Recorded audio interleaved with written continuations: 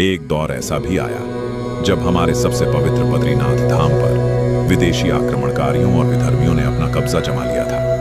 उनके अहंकार ने सनातन धर्म को मिटाने के लिए एक ऐसी खौफनाक साजिश रची जिसे सुनकर आज भी रूह कांप जाती है।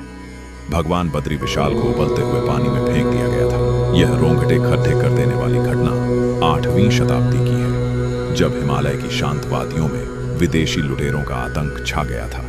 अपने घमंड में अंधे होकर उन्होंने मंदिर को अपवित्र किया और भगवान बद्री विशाल की पवित्र आदि मूर्ति को उखाड़कर अलकनंदा नदी के पास खौलते और उबलते हुए नारद कुंड में फेंक दिया।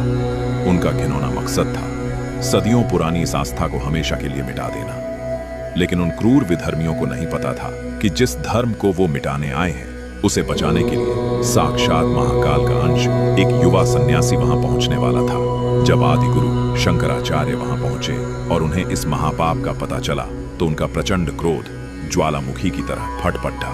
धर्म की रक्षा के लिए उन्होंने तुरंत गढ़वाल के शक्तिशाली राजा कणकपाल का आह्वान किया। फिर जो हुआ वो इतिहास के पन्नों में दर्ज हो गया।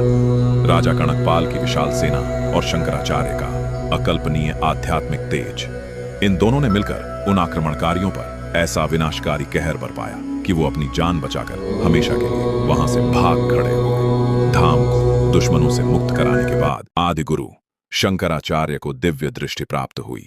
बिना एक पल सोचे उस परम तपस्वी ने खौलते और उबलते हुए गर्म जल के कुंड में छलांग लगा दी और उस अथाह गहराई से भगवान की शालिग्राम मूर्ति को अपने हाथों से खोजकर बाहर निकाल लाए और पूरे सम्मान के साथ वापस उनके असली सिंहासन पर विराजमान कर दिया। बद्रीनाथ धाम की भविष्य में हमेशा रक्षा हो सके, इसके लिए शंकराचार्य जी ने अमरकल्प वृक्ष के नीचे घोर तपस्या की, जिससे उन्हें उनकी इस कठोर तपस्या से प्रसन्न होकर स्वयं भगवान विष्णु ने उन्हें दर्शन दिए।